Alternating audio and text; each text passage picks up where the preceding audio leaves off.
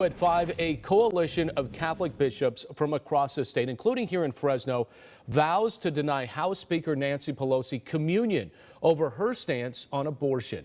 Today, the Roman Catholic Diocese of Fresno saying the House Speaker is promoting sin. Our Natalie Vera joining us live from the Diocese of Fresno with what Bishop Joseph Brennan had to say. Natalie, good evening.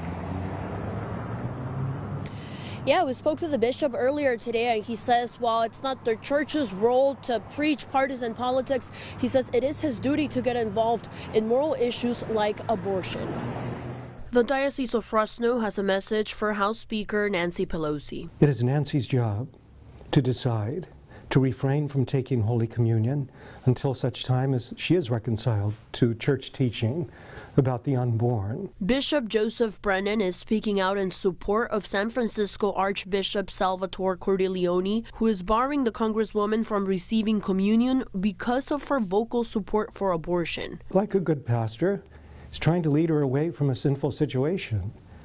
He's caring for her soul. After a draft Supreme Court opinion suggesting justices may overturn Roe v. Wade, Pelosi wrote in a statement that, quote, Democrats believe that a woman's health decisions are her own. Last year, when a group of bishops were calling to deny President Biden communion over his pro-choice stance, Pope Francis said bishops should be pastors, not politicians. Absolutely, we shouldn't be involved in politics, but we should totally be involved in the moral life of ourselves and our people. Pro-choice advocates say the church should stay out of it. It just creates more and more of a division. This is a person's, choice for their own wellness and well-being. Michelle Rivera is a program manager at Act for Women and Girls, a reproductive justice organization in Visalia.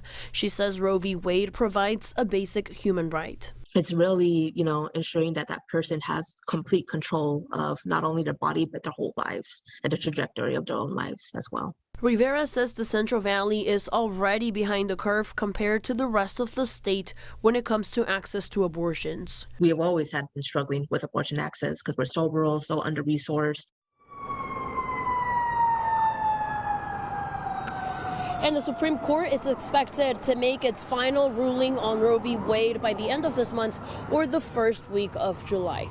Reporting live here in Fresno, I'm Natalie Vera, KC24 Local News That Matters.